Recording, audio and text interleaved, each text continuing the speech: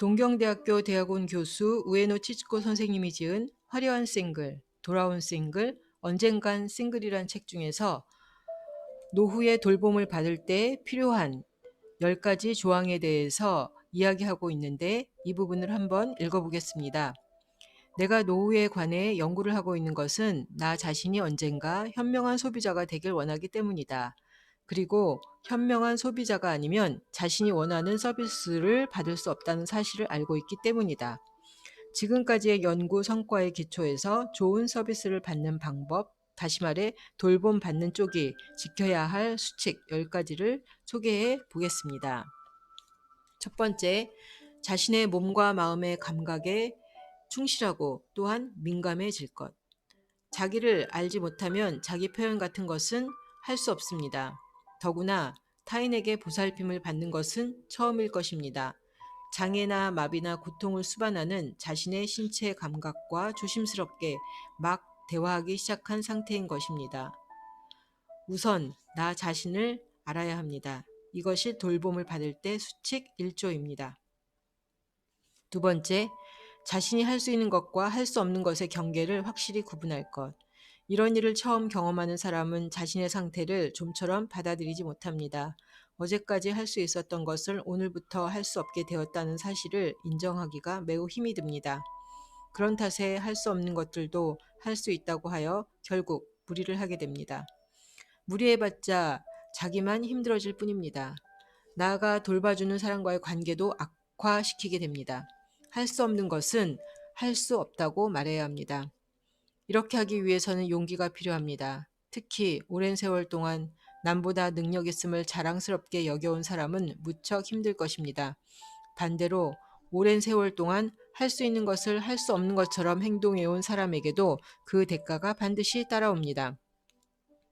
자주 회자되는 것인데 돌봄을 받는 사람으로서 중요한 것은 잃어버린 능력을 보완하여 남은 능력을 활용하는 것입니다. 능력 없는 것처럼 행동하여 남겨진 능력마저 없애버린다면 힘들어지는 것은 자기 자신일 뿐입니다. 세 번째, 불필요하게 참거나 사양하지 않을 것. 받는 것에 익숙하지 않은 사람은 사양이나 인내가 하나의 미덕이라고 생각합니다. 참을성이 강한 사람은 고통에 대해서도 참을성이 강한데 그 탓에 병의 징조마저도 무시해버리고 말아 결국 중병이 되고 나서 병원을 찾아 지금까지 왜 참아왔죠? 하는 말을 듣게 되는 것이 보통입니다. 뭐든지 조기 발견, 조기 치료하는 것은 자신은 물론 주위 사람에게도 좋습니다. 참을성은 몸에도 마음에도 아무런 득이 되지 않습니다. 또 한 가지 중요한 것은 쓸데없는 사양을 하지 않는 것입니다. 돌보는 일을 직업으로 하고 있는 프로에게 있어 쓸데없는 사양이나 수치심은 그들을 가장 번거롭게 하는 것 중에 하나입니다. 병에 걸리면 알몸을 의사에게 보일 수도 있고 하반신을 간호사가 시켜줄 수도 있습니다. 그것을 웬일이니? 싫어. 하면서 환자가 일일이 몸을 비비꼬고 있으면 모두가 불편해집니다. 상대는 프로, 나는 도움이 필요한 상태. 이렇게 분명하게 선을 긋고 쓸데없는 걱정을 하지 않으며 받아들이도록 합니다. 사양이나 수치심은 인간 관계에 의합니다.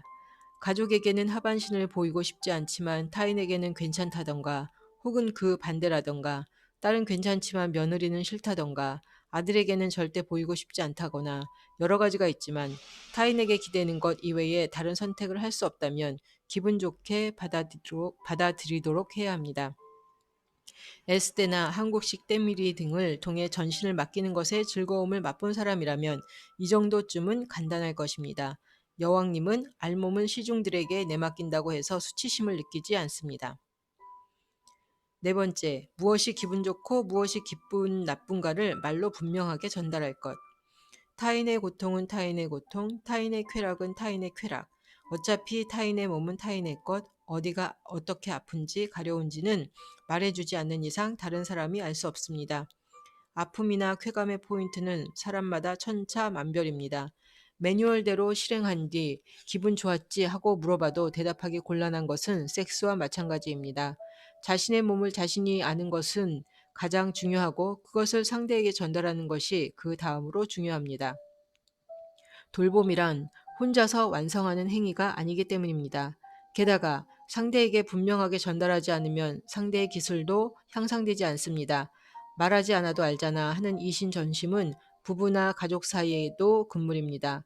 부부는 타인, 가족은 이 문화 집단의 집합이라는 사실을 깨닫는다면 말하지 않으면 통하지 않는다는 사실이 가족 내에서도 여전히 유효하고 또한 그 역으로 말하면 안다도 성립하게 됨을 알 수 있습니다.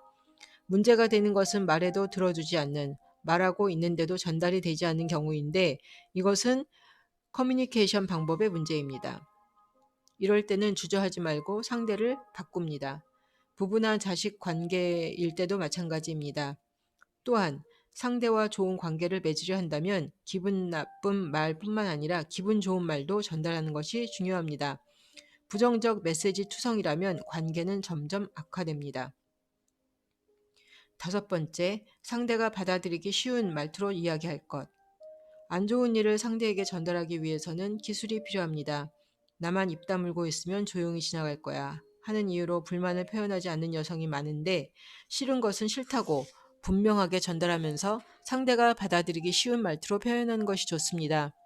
나도 옛날부터 남들보다 말이 한마디 더 많은 성격이었기 때문에 내 한마디 말로 그 자리의 분위기가 얼어붙거나 상대가 굳어지거나 도리어 상대가 내게 화를 내오거나 하는 뼈아픈 경험을 많이 했습니다. 학자로서 상대의 급소를 찾아 공격하는 싸움꾼의 필살기를 익혀왔는데 막상 돌봄을 받는 데 있어서는 아무런 도움이 되지 않습니다. 돌봄 커뮤니케이션의 목적은 무엇보다도 상대를 내 편으로 만들어 기분 좋게 자신의 의향을 받아들이게끔 하는 데 있습니다. 그 목적을 달성하지 못하고 상대에게 그저 불평, 불만이나 주문을 늘어놓는다면 자신의 주름살만 더 늘어날 뿐입니다. 자신의 결점이나 한계는 일부러 지적받지 않아도 사실 자기 자신이 이미 조금씩 깨닫고 있는 경우가 많습니다. 옳은 말이라도 어떻게 말하느냐에 따라 귀에 거슬리는 말이 되기도 합니다. 말하는 방법에 신경 써야 하는 것은 돌봐주는 사람이 가족인 경우에도 마찬가지입니다. 여섯 번째, 기쁨을 표현하고 상대를 칭찬할 것. 아내가 만든 요리를 맛있을 때는 아무 말 없이 먹고 맛없을 때는 반드시 불평을 하는 남편이 있습니다. 억지로 하란 말은 아니지만 칭찬의 말을 한다고 해서 특별히 손해보는 것이 있는 것도 아니라면 칭찬의 말을 아낄 필요가 없습니다. 이런 마음으로 다른 사람을 바라보며 누구에게나 하나나 둘은 꼭 장점이 있게 마련입니다. 나는 친구들이 식사에 초대해 주는 경우가 많은데 음식을 맛있게 먹어주는 것과 맛있을 때는 맛있다고 환호성에 가까운 소리를 내기 때문이라고 합니다. 뉴욕에서 지내던 시절 나옴이라는 친구의 집에서 자주 식사를 하곤 했는데 치스코스가 돌아가고 나서 식사할 때 맛있네요 하고 외쳐주는 사람이 없어 쓸쓸해졌어 하는 말을 내게 해주었습니다. 말 한마디로 식사에 초대받을 수 있다면 얼마나 값싼 거래인가. 얼마든지 맛있다고 외쳐줄 준비가 되어 있습니다. 희노애락은 사회적인 감정입니다. 표현에는 사회적인 노하우가 존재하며 그것은 표현하지 않으면 잊게 됩니다. 칭찬이나 감사하기 위해서는 말이 필요하지만 감정 표현에는 말이 필요 없습니다. 치매가 심해져 돌봐줄 사람에게 고마워라고 말할 수 없게 된 노인도 기쁨이나 슬픔의 감정은 느낄 수 있습니다.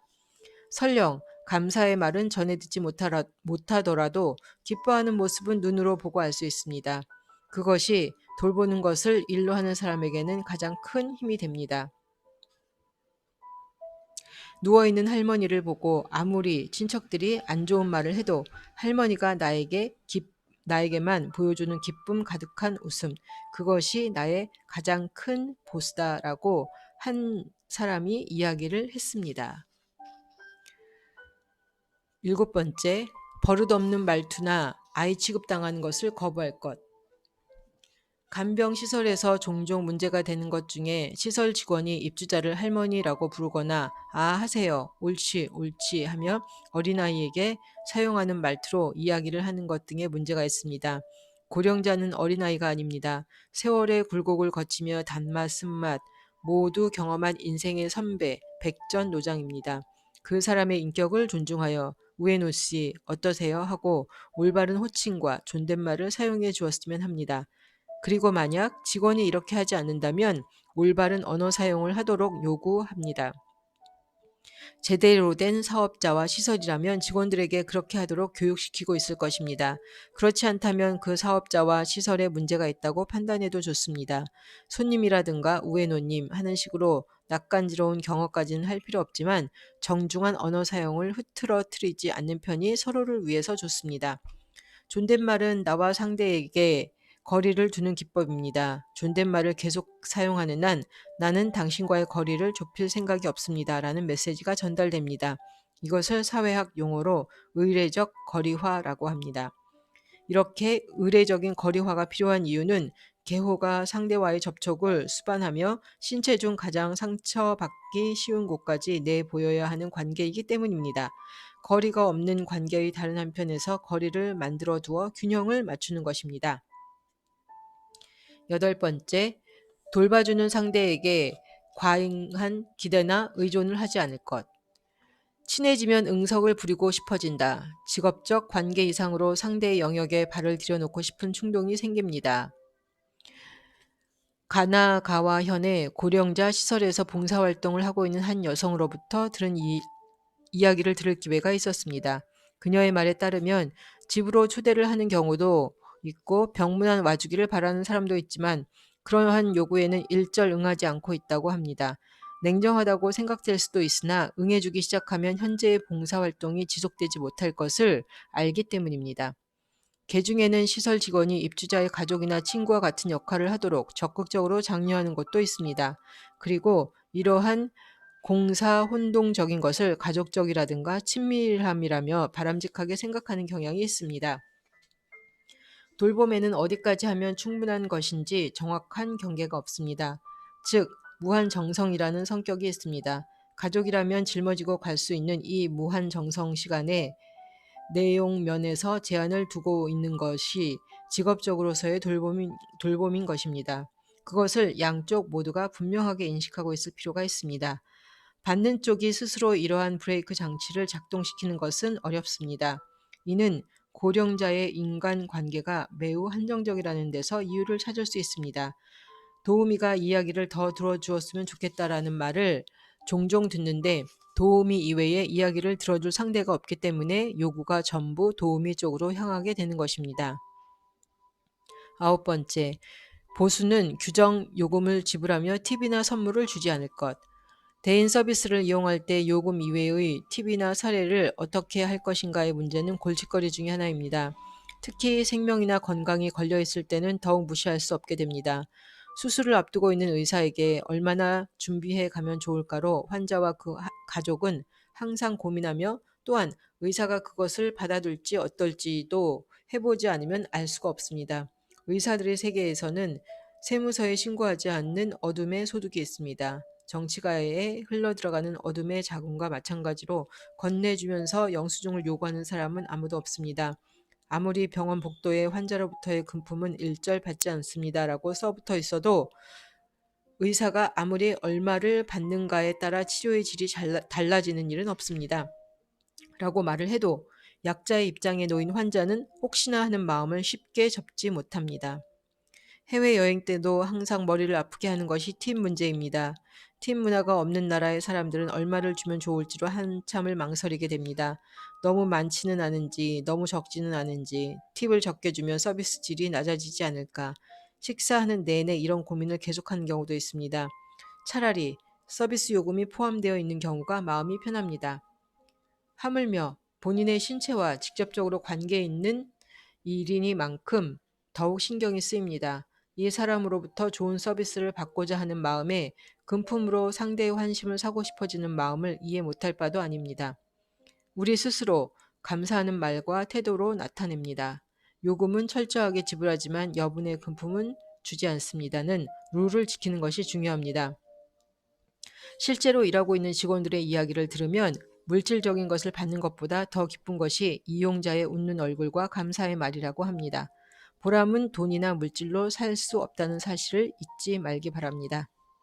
10번째, 유머와 감사를 잊지 않을 것. 마지막으로 이것, 대부분 감사를 잊지 않는다를 맨 처음으로 이야기하는지도 모르겠습니다. 하지만 나의 10개 조항에서는 맨 마지막입니다. 이것은 앞에 9개 조항을 모두 실천할 때 비로소 마지막으로 감사할 수 있기 때문입니다. 맨 처음에 감사한다가 와서는 서비스 품질 향상을 기대할 수 없습니다. 도움을 받는다는 것은 받는 쪽도 어렵고 고통스러운 것입니다. 이 사실을 솔직하게 인정합니다. 예전에 건강했던 삶을 기억하고 있기 때문에 누가 뭐라고 위로를 해도 현재 자신이 처한 상황이 고통스럽게 느껴집니다. 몸뿐 아니라 마음마저 돌봄이 필요한 경우라면 돌보는 쪽에서도 더 힘이 듭니다. 이럴 때일수록 한 발짝 떨어져 제3자의 시선으로 관찰하는 것이 중요합니다. 오호, 다리가 마비되면 이렇게 무거워지는구나. 혹은 이게 내 손이라니 하는 식으로 유머는 스스로를 현실로부터 분리시키는 일종의 어긋남, 해악 정신으로부터 나옵니다. 이것이 가능하다면 모두 함께 웃을 수 있게 됩니다. 그리고 그런 자신을 누군가가 돕고 있다는 사실에 저절로 감사하는 마음이 생겨날 것입니다. 이렇게 적어보니 이 10개 조항은 모두 커뮤니케이션의 기본이라고 할 수 있습니다. 나는 돌봄 역시 상호 행위이므로 하나의 커뮤니케이션이라 줄곧 주장해 왔습니다. 그리고 커뮤니케이션에서 일방적인 당사자란 존재하지 않으므로 양쪽 모두 노하우를 알아야 할 것입니다.